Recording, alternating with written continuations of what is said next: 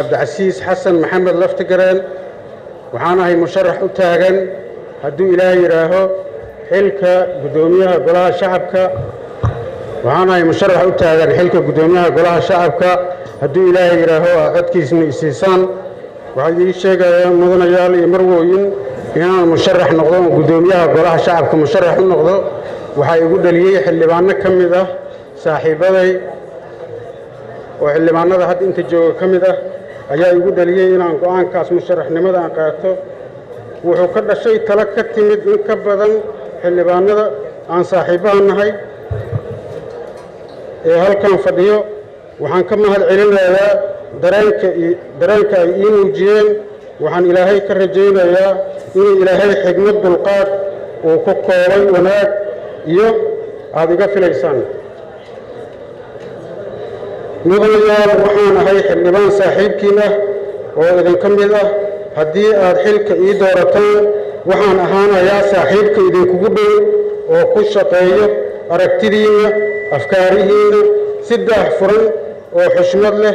ayaan howl maalmeedka shaqo ee guddoonka idinla wadaagi doonaa halkudhigaygu wuxuu noqon doonaa talo iyo tashi walaalayaal waxaan intii karaankayga ah ku dadaali doonaa inaan kaashado khibraddiinna aqoontiinna waayo aragnimadiinna qof iyo wadar ahaanba waxaan idinku hoggaamin doonaa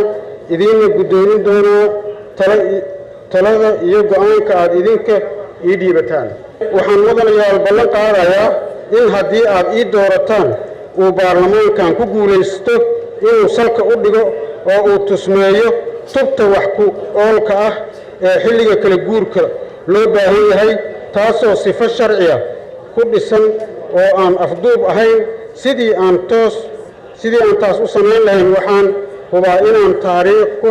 matalaadda shacabka walaalayaal golahan shacabku